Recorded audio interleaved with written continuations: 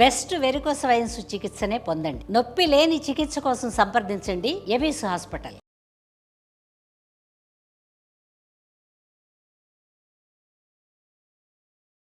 నమస్తే రమగారు. నమస్తే జయ. రమగారు, సంసారంలో భార్యాభర్తల మధ్య ఎక్స్పెక్టేషన్స్ ఎంతవరకు ఉండొచ్చు? ఎంతైనా ఉండొచ్చు. ఎంతైనా ఉండొచ్చు. కాదు జయ, ఇద్దరు పెళ్లి చేసుకుంటారు. ఎందుకు చేసుకుంటారు పెళ్ళి? ఎక్స్పెక్టేషనే కదా. ఇప్పుడు మన పాతకాల పద్ధతి వివాహ వ్యవస్థ ఇవాళది నిన్నటిది మొన్నటిది కాదు, అప్పటిదో.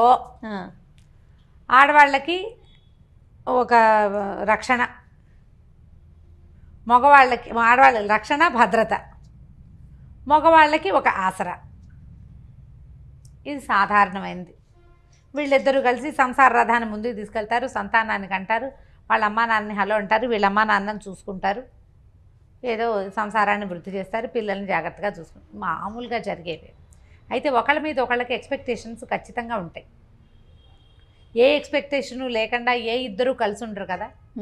యాత్రికులు అనుకో, నువ్వు ఆ దారిని వచ్చావు, నేను ఈ దారిని వచ్చావు, ఇద్దరం కలిసి ఓ దారిని నడిచేలాం, ఎవరి దారిని వాళ్ళు పోతాం అనుకుంటాం. ఇష్టమైతే నడుస్తాం, లేకపోతే లేదు, మానపడేస్తాం. పెళ్ళి ఎట్లా? కలిసి నువ్వు ప్రయాణం చేయాలి జీవితాంతం వరకు. మీ ఇద్దరు కలిసి ఉంటే మీ ఇద్దరే ఉండరు కదా. మీకేమో అటో కుటుంబం ఇటో కుటుంబం రెండు ఉంటాయి, మీ ఇద్దరు కలిసి ఓ కుటుంబం, మళ్ళీ మీకు సంతానం. అది సజావుగా జరిగేదే. ఇప్పుడు ఇదంతా గోల్ లేకుండా జరిగిన నాళ్ళు బాగానే ఉంటుంది. ఎవరికి ఎక్కువ ఎక్స్పెక్టేషన్స్ ఉన్నా ఇబ్బంది. అసలు లేకపోతే ఇంకా నువ్వు కలిసి ఉండటంలో అర్థమే లేదు. ఏదో కొంత ఉండాలి, ఎంతో కొంత. అయితే మితిమీరిన ఎక్స్పెక్టేషన్స్ కానీ, అసలు ఒక సాధారణమైన ఎక్స్పెక్టేషన్ కూడా తీర్చని తనం కానీ, ఈ రెండు కష్టం. మితిమీరటం ఇప్పుడు ఒక సామాన్యమైన కుటుంబం. ఈ అమ్మాయికి తన బర్త్డే అంగరంగ వైభవంగా చేసేయాలి. ఓకే. ప్రతి బర్త్డేకి భర్త ఏదైనా కొనిపెట్టేసేయాలి. స్పెషల్ గిఫ్ట్లు బాగా చేసేసేయాలి. ఎప్పుడు ఏం కావాలన్నా లేదనకూడదు, కాదనకూడదు, ముద్దుగా చూడాలి, అలా ఎలాగో చూసుకోవాలి, అద్భుతంగా చేసేసేయాలి అన్నీ. ఇవి అందరు ఆడపిల్లలకి ఉంటాయి. మీకు ఉండవా అంటావు నన్ను, నాకు ఉంటాయి, అందరికీ ఉంటాయి. అవతల వాడి శక్తియుక్తులు, వాడి సమయం, పరిస్థితులు, అవకాశాలు. ఇప్పుడు ఇవి ఏంటంటే కొంచెం భార్య పుట్టినరోజు గుర్తుపెట్టుకోవాలి, పెళ్లి రోజుని కాస్త పలకరించాలి, ఏదో మరి చక్కగా మాట్లాడుకోవాలి. ఆమె అడిగిన 100 వస్తువుల్లో సగం కాదు, పావు కాదు 10 100లో 10 చెయ్యాలి. ఒకసారి కాకపోతే ఓసారైనా కాస్త ముద్దుగా ముచ్చటగా మురిపంగా చూసుకోవాలి. ఎందుకంటే ఆమె నీకు తోడు, భగవంతుడిచ్చిన స్నేహితురాలు. భార్యని బాగా చూసుకోవడం చేతకాని వాడు ఎందుకు పనికిరాని వాడు అన్నాడు చాణక్యుడు. భార్యని బాగా చూసుకోవాలి, అది వస్తేనే నీకు ఏదైనా వచ్చినట్టు. నీకు ఇదే రాకపోతే ఆయన నేను మీద కూడా చెప్పాడు నీతి. దాన్ని కూడా వదిలిపెట్టలే. అదే కదా. కానీ మళ్ళీ భార్యలకు బోల్డ్ చెప్పాడు, భార్యలు అలా ఉండకూడదు ఇలా ఉండకూడదు అని ఆయన చాలా చెప్పాడు చాణక్యుడు. ఇంత మాత్రం చేయాలి. కానీ కనీసం భార్యల మామూలు వ్యవహారాలని కూడా పట్టించుకోకుండా, నాకు చెప్పకుండా ఊపిరి కూడా పీల్చుకోకూడదు అనేవాళ్ళు. నాకు చెప్పకుండా ఎందుకు చేసావు అని పోట్లాడేవాళ్ళు. మామూలుగా అసలు ఒక వైఫ్ సహజంగా కోరుకుంటుంది కొంత భర్త తనతో ప్రీతిగా ఉండాలి, ప్రేమగా ఉండాలి, తనంతట తన దగ్గరికి తీసుకోవాలి, తనంతట తను ఏదైనా అయ్యో తిన్నావా, అది పడుకున్నావా, లేచావా, ఏమిటి మొహం అలా ఉంది, ఒంట్లో బాగోలేదా, మినిమం అవి కూడా చేయని వాళ్ళు చాలామందే ఉన్నారు ఇప్పటికి కూడా. చక్కగా భార్యలతో ఫాయిదాగా ఉండి అన్ని పనులు చేస్తూ కావాలంటే ఇంట్లో పని కూడా చేసేస్తూ పిల్లల్ని ఆడిస్తూ అమ్మాయి ఉద్యోగంలో కూడా హెల్ప్ఫుల్గా ఉండేవాళ్ళు ఉన్నట్టే, ఏమీ పట్టించుకోకుండా పాతకాలము రైతు కుటుంబాల్లో మగవాడు వెళ్ళిపోయి ఆడవాళ్ళు పనిచేస్తుంటే పట్టించుకొని ధోరణి ఉండేది చూడు. ఒక పాత ధోరణి, వెనకబడిన ధోరణి. ఆడాళ్ళని పెంచకూడదు, ఆడాళ్ళకి ఏం చూడకూడదు, దానికి ఎక్స్పెక్టేషన్ ఏమిటి, గాడిది గుడ్డు లాంటి భావాలు ఉన్నవాళ్ళు కూడా ఇప్పటికీ ఉన్నారు. మార్చుకోవాలి, వాళ్ళు మారాలి. వీళ్ళు ఓవర్ ఎక్స్పెక్టేషన్స్, గ్రేట్ ఎక్స్పెక్టేషన్స్ ఆడవాళ్ళు తగ్గించుకోవాల్సి వస్తుంది. మగవాళ్ళకు కూడా కొన్ని ఎక్స్పెక్టేషన్స్ ఉంటాయి కదా పాపం. వాళ్ళకు కూడా ఇప్పుడు అమ్మాయి ఇంట్లో ఉంటుంది అనుకో, ఇంట్లో ఉండే అమ్మాయి అయితే తను వచ్చే వేళకి ఏదో కాస్త కాఫీయో టీయో పోయాలి, టైంకి వేళకి అన్నం పెట్టాలి, వాళ్ళ అమ్మా నాన్నని బాగా చూసుకోవాలి, తనతో బాగా ఉండాలి. ఈయన ప్రేమగా ఉంటాడు, ఆవిడ ఎందుకు ఏమిటి పిచ్చివేషాలు అంటుంది. ఈయన కొంచెం బాగా రొమాంటిక్గా ఉండే ధోరణి, ఆవిడంత రొమాంటిక్ కాదు. ఇవన్నీ కోరుకుంటారు సహజంగా. భలే చెప్తారు రమ్మ గారు. అవునా కాదా జయ చెప్పు. నేను ఈజీగా చెప్పేస్తాను. ఓకే, ఉంటారు ఇవన్నీ ఉంటారండి, ఉంటారు ఖచ్చితంగా. ఇప్పుడు లేదా ఇతనికి నీట్గా క్లీన్గా టైడీగా అలా ఎలాగో తను వచ్చేసరికి చక్కగా సినిమాటిక్గా అలంకారం చేసుకుని ఇల్లు నీట్గా దుడిచేసేసి ఏమిటో ఎట్లాగో చేసేసి చేయాలని తను, లేదా తన మాటే వినాలి, అన్నిటికీ తన మాటే వినాలి. వాళ్ళ అమ్మ నాన్న పేరెత్తకూడదు, ఫ్రెండ్స్ పేరెత్తకూడదు, ఎక్కడికి వెళ్ళకూడదు, ఎప్పుడు తనతోటే ఉండాలి, తన మాటే వినాలి, తను అనుకున్నదే చేయాలి. తను వద్దంటే గాలి పీల్చడం కూడా మానేయాలి భార్య. ఆ ఎక్స్పెక్టేషన్స్ వీళ్ళకి ఉంటాయి. రెండూ తప్పే కదా జయ. అవునవునండి, ఖచ్చితంగా అండి. నన్ను నేనే క్వీన్గా ఉండాలని అమ్మాయి అనుకోకూడదు, నేనే కింగ్ అని ఇతను అనుకోకూడదు. ఇప్పుడు రీచ్ కావట్లేదు అనుకుందాం ఎక్స్పెక్టేషన్ని, ఇద్దరిలో ఒకరు రీచ్ కావట్లా, ఎలా మార్చుకోవాలండి పార్ట్నర్? ముందు మొదట మాట్లాడుకోవాలి. కొంతమంది వినరు, మాట్లాడుకోవాలి అనగానే మన కామెంట్లు వచ్చేస్తాయి, వినరండి వినరండి వినరండి, 20 ఏళ్ళ నుంచి ట్రై చేస్తున్నానండి, వాళ్ళు వినరు. ఓకే, అప్పుడు ఏం చేస్తాం, ఎక్స్పెక్టేషన్స్ తగ్గించుకోవాలి. మనకి ఇంతంత ఉన్నాయనుకోండి, వాటిని చిన్నవి చేసుకోండి. ఓకే, కనీసం ఇది మీట్ అయ్యాం, విన్నరు అని తెలుస్తోంది. మీరు కొన్ని సంవత్సరాల నుంచి ప్రయత్నం చేస్తున్నారు కదా, అది వదిలేయండి. అది కరెక్టా కదా? వదిలేయాలి. ఎన్నని వదిలేసుకోవాలి అని ప్రశ్నిస్తారు మళ్ళీ. అయినా వదులుకోవాల్సిందే. సంసారం వదులుకోలేం కదా చచ్చి. ఏం చేస్తాం? అందుకని ఇప్పుడు రీచ్ కాలప్పుడు మీరు అన్నట్లు వదులుకోవటమే మంచిది కదా.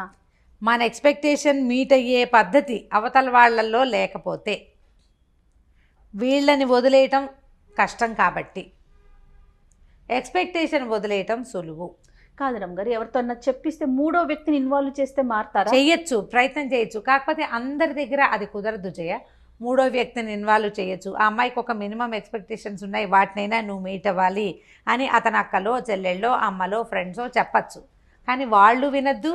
వాళ్ళు మాత్రం మా అబ్బాయి అంతే, నువ్వు అలా ఇవ్వే సర్దుకో అనేవాళ్ళు లేరు. ఉంటారు. వాడు అలాగే ఉంటాడు, నువ్వు సర్దుకో. వాడు అలాగే ఉంటాడు, నువ్వు అడ్జస్ట్ అవ్వు. వాడు ఎలా ఉన్నా నువ్వు అడ్జస్ట్ అవ్వు. వాడు నవ్వినప్పుడే నవ్వు, వాడు ఏడ్చినప్పుడే ఏడు. వాడు వద్దంటే మానేయి, అంతే. అలాంటి వారు కూడా ఉంటారు. ఇప్పుడు నేను కూడా అలాగే చెప్పాను చెయ్యమన్న ఒక అమ్మాయికి. అసలు అతను వెండు, ఏం చేస్తావు? ఎవరితోటి తెప్పించలేవు. వాళ్ళ అమ్మా నాన్న మాట కూడా అతను వెండు. మరి ఎట్లా రమ్మగారు, అసలు ముందుకు ఎలా వెళ్ళగలుగుతాం? ఇప్పుడు ఒక ప్రేమ ఉండదు అలాంటి వాళ్ళతో, ఒక సంతోషం ఉండదు, ఇంకా మనిషి ఈదాల్సిందేనా? ఈదాల్సిందే జయ. జీవితాలు ఇంకొక రకంగా ఉండవు. ఈదకుండా ఈత మానేసి ఫారిన్ కంట్రీస్లో లాగా లేదా ఎవరిలాగానో నేను వీడితో ఈదను అని ఇంకోటి తీసుకునే అవకాశం, ఈ చొక్కా నచ్చలేదని ఇంకో చొక్కా వేసుకునే అవకాశం ఉంటుందా జీవితానికి జయ? అది అడ్వైజబుల్లేనా? కాదు. ఎన్ని చొక్కాలు మారుస్తాం మనము? పైగా ఎప్పుడు ఒక మనిషి ఎక్స్పెక్టేషన్ని ఇంకో మనిషి మీట్ అవ్వటం అనేది తక్కువగానే ఉంటుంది. తక్కువే. నాకు కావలసినట్టుగానే చేసేవాళ్ళు చాలా తక్కువ ఉంటారు. దొరకరు. చాలా అంటే చాలా తక్కువ. అసలు ఇలసాటి లేని జంట అని మనం భావించే వాళ్ళల్లో కూడా ఎంతో కొంత అన్బన్ ఉండే ఉంటుంది. ఎందుకంటే ఇప్పుడు భార్యాభర్తలు అనగానే వాళ్ళు ఒక చోట పెరుగుతారు, వాళ్ళ రకం వేరు, మనం ఒక చోట పెరుగుతాం, మన రకం వేరు. ఈ రెండు రకాలు కలిసేటప్పుడు అది ఇట్లా లక్క బంగారంలాగా అతుక్కుపోవాలి. లక్క వేరు, బంగారం వేరు. ఎవరి గుణం వాళ్ళకే ఉంటుంది. మీరు కలిసి ఉండాలన్న ఒక్క గుణం ఉంటే ఇక ఎక్స్పెక్టేషన్స్ ఉన్నా నడుస్తూనే ఉంటాయి. ఆ నస నడుస్తూనే ఉంటుంది, జీవితం నడుస్తూనే ఉంటుంది, ఇది ముందుకు వెళ్ళిపోతూ ఉంటుంది. ఇప్పుడు లక్క బంగారం ఒకటి కాదు కదా. కాదుగా. దానికి అసలు విలువే లేదు. లక్కకి బంగారానికి విలువ ఉంది, కానీ పల్చటి రేకైతే వంగిపోతుంది. లక్క ఉంటే వంగిపోకుండా అది గట్టిగా ఉంటుంది. అవునండి, కరెక్ట్. ఇప్పుడు ఈ రెండు ఒకదాని గుణాన్ని ఒకటి అంటుకుంటాయా? ఇవి పాతకాలపు మాటలు కదా జయ. నేను వెనకబడిన దానిలాగా కనపడతాను, కానీ వీటిలో ఎంత విలువ ఉంది? విలువ ఉందో లేదో. మాటలో ప్రతి అక్షరం ఒక బంగారం అన్నమాట, వజ్రం లాంటి మాట కదా. పాత మాట ఇది, లక్కా బంగారం. ఎందుకు కలిసి ఉండాలి? మనం ఎందుకు కలిసి ఉండాలి? వంగిపోకూడదంటే కలిసి ఉండాలి, విలువ పెరగాలి అంటే కలిసి ఉండాలి. లేదా మనం ఎప్పటికీ మనం ఏదో ఒక దాన్ని సెర్చ్ చేస్తూనే ఉంటాం. నీ సెర్చింగ్ వస్తువుల కోసమో విషయాల కోసమో సెర్చ్ చేయొచ్చు. వ్యక్తుల కోసం సెర్చ్ చేయాలంటే ఎన్ని చేతులు మారాల్సి వస్తాం మనం. మన ఇద్దరితో పాటు మూడో వ్యక్తి కూడా రెడీగా ఉంటారు కదా. కొద్ది రోజులు ఒకళ్ళతోటి కలిసి ఉండేసరికల్లా సంసారం పెరిగిపోతుంది, సంతానం ఏర్పడుతుంది. మనకి ముందు వెనక కుటుంబాలు ఉంటాయి, ఇన్వాల్వ్ అయిపోతారు కదా. జనాలు ఇన్వాల్వ్ ఎవరితోటి సంబంధం లేకుండా ఫ్రీలాన్స్గా ఫ్రీ బర్డ్గా తిరిగే వాళ్ళని మామూలు మనుషులు కానివంటే మర్యాదస్తులుగా చెప్పలేకపోతాం. సమాజం ఒప్పుకోదు. మనమేమో ఇందులోనే వెళ్ళాలి. మన కల్చరే ఇది కదా కల్చర్ అమ్మగారు. ప్రతి వాళ్ళకి చులకనైపోతాం. ఆ, ఆ.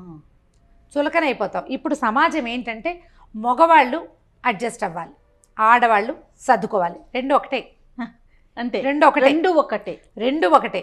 వాళ్ళ పరిధి వరకు వాళ్ళు అడ్జస్ట్ అవ్వాలి, వీళ్ళ పరిధిలో వీళ్ళు సర్దుకోవాలి. సర్దుకుని ఒక వివాహానికి ముందే మాట్లాడుకునే అవకాశాలు, డిస్కస్ చేసే ఛాన్సెస్ ఉన్నాయి. అవన్నీ మాట్లాడుకోండి. మనసు పెళ్ళిలోకి ఫిక్స్ అయ్యాక ప్రపంచం మన గురించి మాట్లాడేలాంటి పరిస్థితులు కల్పించుకోవద్దు. ఎక్స్పెక్టేషన్స్ మీట్ అవ్వలేని ఎక్స్పెక్టేషన్స్ కనుక ఉంటే, ఏ విషయంలో మీట్ అవ్వలేకపోతున్నామో దాన్ని కొంచెం తగ్గించుకోండి. లేదా రెండో వాళ్ళు దాన్ని మీట్ అవ్వడానికి కొద్దిగా ట్రై చేయండి.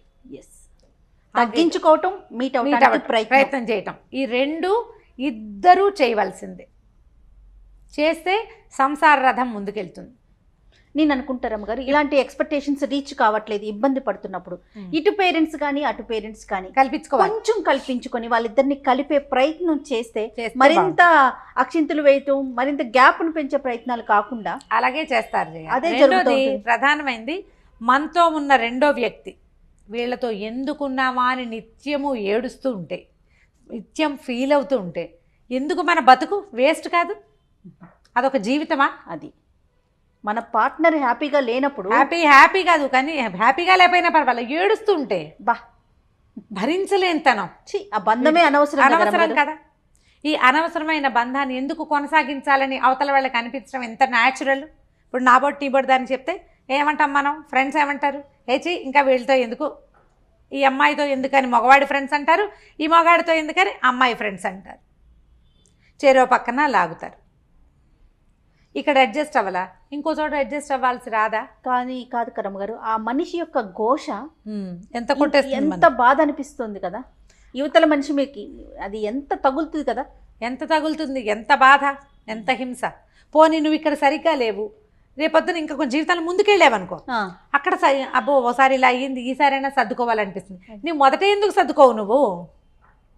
నువ్వు ఆ సర్దుకోవటం మొదటే ఎందుకు చేయకపోతావు? ఇంట్లో వాళ్ళు కూడా ఒక పెళ్లి ఫెయిల్ అయింది, రెండో పెళ్లి చేసాం, ఇప్పుడైనా సర్దుకోవాలనుకుంటారు. మీరు మొదట ఎందుకు సర్దుకోరు? వదిలించేసుకోవాలని చూడటం. రెండోసారి పూర్తిగా అడ్జస్ట్ అయిపోవాలని చూస్తారు. అవును, అది కూడా జరుగుతుంది. మొదటిసారేమో చాలా చూస్తారు, రెండోసారేమో డిపెండ్ అయిపోతూ ఉంటారు. అది కొంచెం ఆలోచించండి. కుటుంబాల్లో ఆలోచించాలి, పెద్దవాళ్ళు ఆలోచించుకోవాలి. వైఫ్ అండ్ హస్బెండ్ పెళ్ళిళ్ళు చేసుకున్నటువంటి వాళ్ళు ఆలోచించాలి. వీళ్ళ మధ్య సంతానం అంటే వాళ్ళ గురించి ఆలోచించాలి. ఓకే, లెట్ ఇట్ బి, ఇప్పటిదాకా ఏదో అయ్యింది, ఇప్పుడైనా ఒక మ్యారేజ్ కౌన్సిలర్ దగ్గరికి వెళ్తాం. ఇవి నా ఎక్స్పెక్టేషన్స్, ఇతను మీట్ అవ్వట్లేదు అని అమ్మాయి చెప్పి, ఇది నా ఎక్స్పెక్టేషన్స్, ఈ అమ్మాయి మీట్ కావట్లేదని ఆయన చెప్పి, మధ్యలో ఒకళ్ళని పెట్టుకుని ఈ రెండు ఎక్స్పెక్టేషన్స్ ఈ పొడుగులు ఉన్నాయి కదా, వాటిని ఇట్లా ఇట్లా దగ్గరికి తగ్గించుకోవటం చేసుకుంటే కొంత బెటర్గా ఉంటుంది. ప్రయత్నం చేసి తీరాలి ఖచ్చితంగా. ఇప్పుడు మన సమాజం చాలా చిన్నది, ప్రపంచం పెద్దదైపోయింది, సమాజం మాత్రం చిన్నది, సమాజాలు చిన్నవైపోయినాయి. ఈ చిన్నవైన సమాజాల్లో మనకి భగవంతుడు తోడుగా ఇచ్చిన ఒక పెళ్ళితో ఇచ్చిన వ్యక్తిని చెడగొట్టుకోవద్దు. వాళ్ళంతా చేసుకోవట్లేదా రెండో పెళ్ళి, మూడో పెళ్ళి, 36వ పెళ్ళి అంటే మరి వాళ్ళ పిల్లల జీవితాలు ఎలా ఉన్నాయో ఒకసారి చూడండి. అంతే కదా.